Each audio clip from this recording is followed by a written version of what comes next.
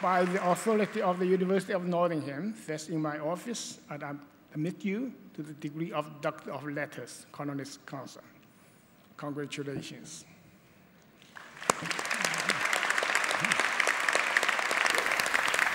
Well, with each one, I suppose I felt rather astonished, but immensely gratified, because what I said in my response to the orator's words about me was absolutely true, that the respect of your peers, your colleagues in other universities, is the most important kind of honour that you can get if you're an academic.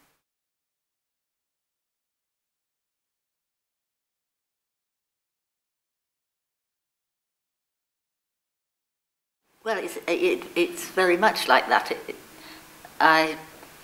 This is my 6th honorary degree, and it was only very recently that I got any of them. So yes, it has. It's been just before I retired and since I retired, really, that I've known what this experience is. I've been at other people's honorary degrees, of course, and even read encomiums on them, written them myself, and I know what meaning they have for scholars who have finished at least that part of their career. I think the happy thing about an academic's career is that it isn't over when your formal paid position ends and the bulk of your teaching ends. It still goes on. The teaching never stops, really, because people like to talk to you, and you have still got a lot to give it in the way of encouragement. And you have more time for research, frankly. So teaching and research for me have always gone together. And I could never say one was more important than the other, because I couldn't imagine doing one without the other. And so that's why I say I still continue to teach.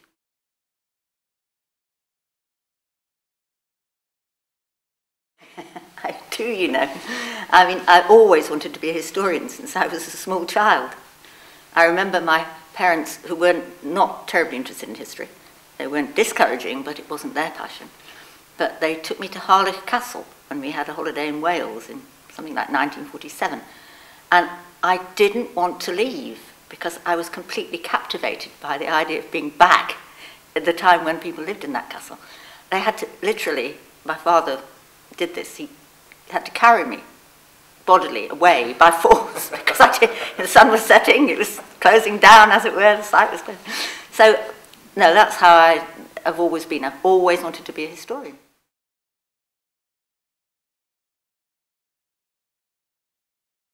It wasn't so much, it didn't matter to me really which history. When I was a student, I did a lot of different kinds of history. And I did a lot of ancient history, I did some very modern history. It ended up when I had to decide what I was doing for research between two people that had particularly enthused me, and one was a medievalist, and the other was E.H. Carr, who wrote about the Russian Revolution. And I think they were both happy to take me on, but I saw one before the other, and I signed up to do the medieval one.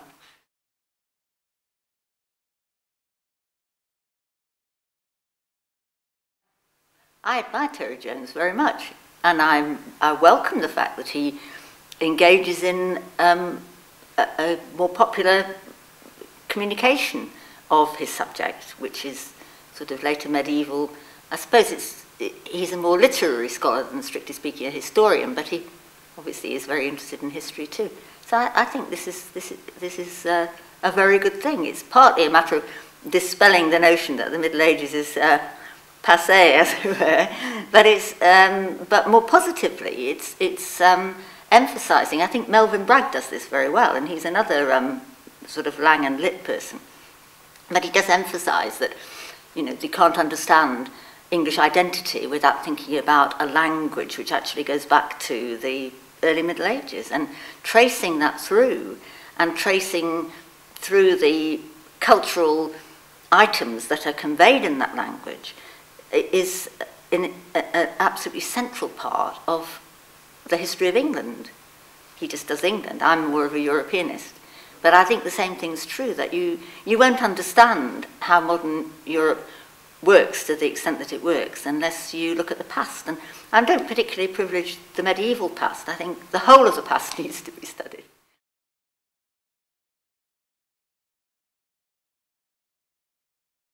Yes, I mean, an example of something that I see as a recurrent theme in the past is a preoccupation with the end of time. It's not just a Christian theme, it's in Islam and Judaism as well. But as soon as people start nearing the end of a century, in the Christian case, obviously, Muslims and Jews measure time in a rather different way. But for Christians, the double zero, I think this is just a little theory of mine, that when you get to that, say in the 90s of each century, people start worrying about the end of time. And they're mightily relieved when it doesn't end. And a certain controversy ensues about what to do next. So I think that's a practical example of a way in which history is cyclical. But I think that the example I'd take of how medieval themes can acquire a new significance, a new meaning, in much later periods, is the cult of Charlemagne. Charlemagne, about whom I'm writing a book, lived in the 8th, 9th century, been dead an awfully long time, and yet in every century, from the 9th century onwards, he's been regarded as some kind of model, a figure of immense significance, because he recreated something like the Roman Empire. It wasn't that, but it was something.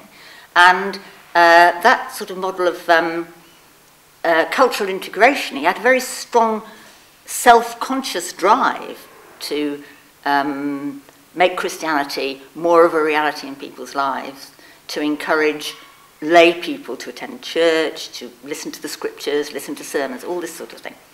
And I think that that impetus wasn't just something that was invented and fake. It was real at the time, and in various different ways and guises, it has continued to motivate and animate generation after generation, century after century of thinkers, leaders, politicians, but also ordinary people who are trying to make sense of the past.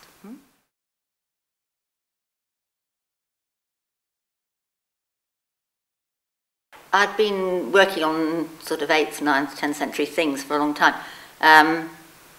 And although really every year at least 2, sometimes 3 new books about Charlemagne come out from somebody in Europe, usually in Europe, the old Brit writes already books about Charlemagne.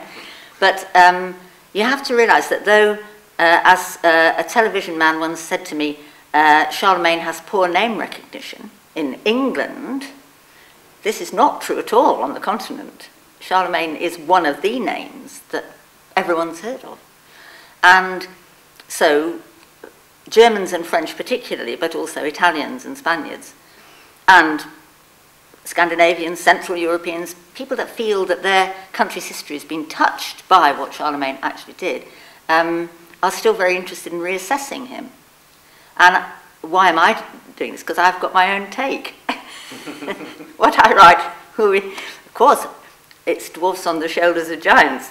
I've learnt a great deal from lots of other scholars, mostly Germans and French and Italians, but my own take will be different. And we'll have to wait for the book, I assume.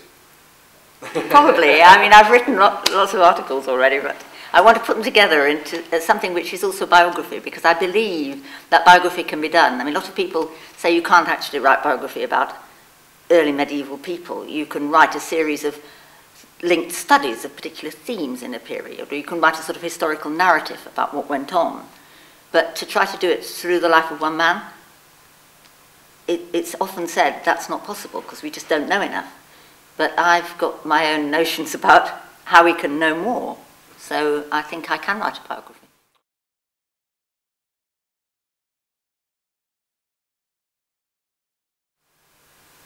I think the importance of curiosity about the past. I don't think you'll ever understand the present. I don't think that lessons of history are quite the terms I would use to think about it, because history never quite repeats itself. But I think that without a knowledge of the past and its varieties and why things are different, you'll never understand the contemporary world. So that's why I think people, if they feel curious, carry on feeling curious. Do it.